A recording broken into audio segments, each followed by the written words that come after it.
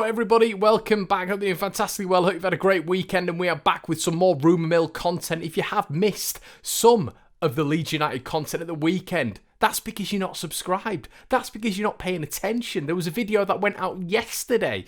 Go out, check it, check it out. It's a nice little montage of what it means as fans to be back in the stadiums, which is going to be, 3 weeks' time now. Very exciting stuff. So go check all that stuff out. I know you guys enjoy the montages and stuff, so if you haven't, do that already. But today, we've got stuff to talk about on the rumour mill. Now, we were speaking about him around about a month ago now. Leo Hjelde, the Celtic centre-back. He was on loan at Ross County, I think it was last season, and he impressed massively. Hughes, the boss, came out and said that he's going to be the next Virgil van Dijk. We've already spoken about this on the rumour mill. This was something that was going on now for, it must have been rumbling on now for a couple of months. We saw with the Junio Firpo deal, that was going on for months, everybody, and no one knew about it. The Leo Hjelde rumours have been sort of put out there and administered before, but we've not really jumped on it because it's not been a key signing in terms of the prowess of the player. Now, the interesting thing about this is he's a young lad. He's a young lad, and would he fit into the 23 setup again? Well, he's 17 years of age. He's younger than Lewis Bates, so the thinking behind it would be again. So Leeds obviously going into this primary setup. I think it's frustrating for some fans a little bit because they're thinking, well, where are the first team signings? What's going on? Well, do we need that much surgery, guys? What do you think? Let me know in the comment section below. I'm not 100% sure we need that much surgery on the first team squad. So what we're doing now is bolstering the under-23 setup so they can be ready in the future for a pathway to our first team, our Premier League side. So, as I said, it's likely that there's going to be another 23s edition. He was on loan at Ross County, huge potential. He's a young player who should excite Leeds fans from what we've seen of him on social media, from what we've seen of him on YouTube, and what's been described about him. He looks like a real player. And as I said, he turns 18 years old next month. But we've got a lot of centre-backs, haven't we? We've got a lot of centre-backs, and I think that's got to be in Leeds' thinking. Yeah, don't get me wrong, it's great, but then what happens to Charlie Cresswell? We've seen Ollie Casey go out, but, we still do have the likes of Pascal Struijk, who did such a wonderful job. He's a young player, yeah. We need to bolster the academy and stuff like that, but in terms of a pathway to the first team, are these lads going to have that with regards to what we've got already for sort of the next 5-6 years, you'd hope, in sort of Robin Koch and Diego Llorente with maybe Pascal and someone like Charlie Cresswell coming as a supplementary. Let me know in the comment section below exactly what you think about that. So, another rumour on the mill today. Christopher Klaesson was left out of the Vålerenga squad today with Leeds deal close. So obviously that was yesterday. On Sunday, as the goalkeeper reportedly edges closer to joining Leeds United. So Vålerenga tweeted prior to kickoff that Hogg starts in goal with Klaesson not even making the bench. So for me, guys, that is pretty obvious, isn't it? That's going to be done. The Athletic journalist Phil Hay has reported that Klaesson is due to travel to Leeds for a medical. So, barring a Michael Klaesson's debacle, it looks like our next signing is going to be Christopher Klaesson. So that's great news. Apparently, the Norwegian journalist Bakke Hogg, which is who we spoke about on the rumour mill before, reported that Klaesson will be travelling to England yesterday, so on Sunday, before joining in a deal worth an initial £2 million plus bonuses. We've already gone through what we think. Is he going to be a competition to Illan Meslier in terms of a number one position?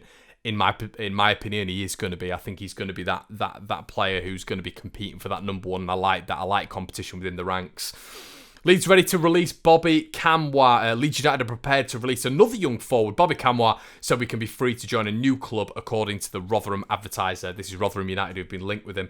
The newspaper reports that Kamwa, 21, has been on trial with the Millers, but has failed to convince Paul Warne he's worthy of a deal. So there you go. I mean, we've never really heard of Bobby Kamwa coming up and breaking the ranks. Really, 21 years of age, you need to be making roads into this Leeds United side. You look at the youngsters that we're picking up already. If it is Leo Hjelde, 17 years old, Lewis Bates, 18 years old. We've had Roberts in the first team since he was 18, 19. You have to be making inroads with to this first team very, very early on. So if he's not doing that already, then yeah, I mean, and he's not convinced Paul Warne at Rotherham either, so it looks like Bobby Campbell will be released by Leeds United, and who knows where he'll be. Next rumour on the mill, Solly March. Apparently Leeds United, according to several reports this morning, have been looking at the Brighton wing, and I'm a massive fan of Solly March. I've seen him on the left, I've seen him on the right. Bags of energy. I always think every time he plays against us, he's got bags of energy. He's been at Brighton for years now, and I think he's just a really, really good player, and he's amidst some serious interest from some serious clubs. I think he had his best season last season at Brighton and Hove Albion. I think his numbers were absolutely through the roof, and this is evidenced by FB Ref saying that the Albion star was one of the best performing left-sided players in the top flight last term. The 27-year-old excelled in tackles won, top 12%, dribbles completed, top 5%, crosses made, top 10%, and fouls drawn, top 20% per 90 minutes. So we know we can play in the left wing back position. We won't want him in that left wing back position because we want Firpo and Harrison roaming up there. This is always going to be the problem with the likes of Firpo and Harrison. Now, where would Solly March, if he's had his best season in a Brighton shirt, fit in a Leeds United shirt? Would this be something you would go for? Let me know in the comment section below. 27 years of age, is that something you'd be happy with? Now, Manchester United, the dirty ones, the dark side. Really interesting development in terms of Matt James. God, it's been a long day. Dan James. So, Dan James was, of reported interest. We've spoken about him. There's been several news articles over the weekend saying that Leeds are still pursuing Daniel James. Leeds are still tracking Daniel James. Leeds are still wanting Daniel James. We've always said it's an opportunistic market. I say it on every rumour mill.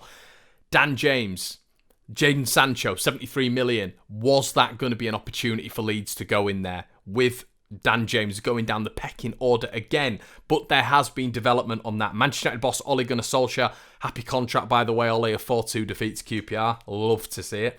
Maybe looking for silverware after bringing in Jadon Sancho, but that will not force Daniel James out of the door at Old Trafford.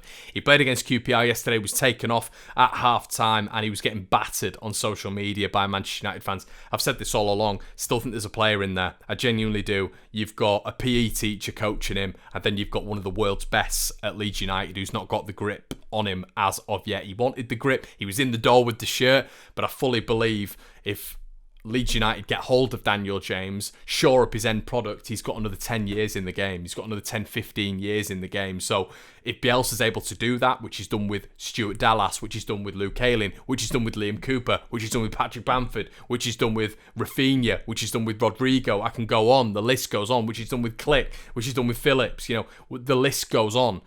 What he can do with players, Daniel James will be easy for Marcelo Bielsa. That's what top coaches are paid for.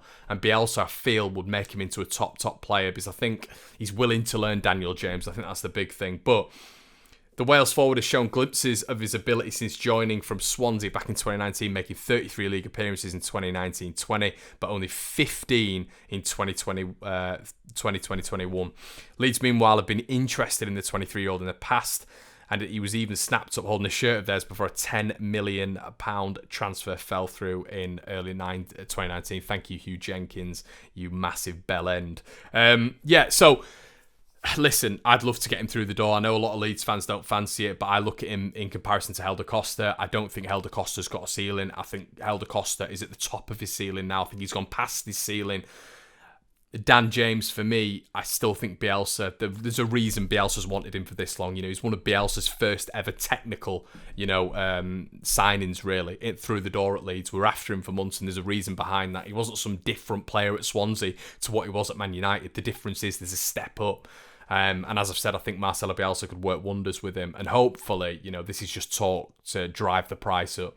At least can get him for a decent deal. If Hjelde Costa was to leave Leeds for 10 million, hypothetically, to Valencia, and we were to bring in Daniel James for 15 million, I would be more than happy with that. More development, more to work with, in my personal opinion. And once again, we speak about it with Meslier and Klaesson. There's going to be competition there. Suddenly, you've got competition between James and Rafinha. And you might laugh and you might say, James and Rafinha. might not be for James's benefit, it might be for Rafinha's benefit, pushing both of them on to the next level, and I think that would be absolutely fantastic. And then you look at the depth of the side, a well-coached Daniel James is good depth for Leeds United, in my personal opinion, with where the club is at this moment in time. So that's it, guys. Let me know exactly what you think in the comment section below. I hope you have a fantastic day. If you haven't liked the video, what are you doing? Make sure you do that, please. Comment on the video. I always try to get back to as many people as I can. If you haven't hit the subscribe button, please do so. As I always said, there's 60% of you watch my videos who aren't even subscribed. Do us a solid. And guys, have a lovely day. I'll see you in a bit. Cheers.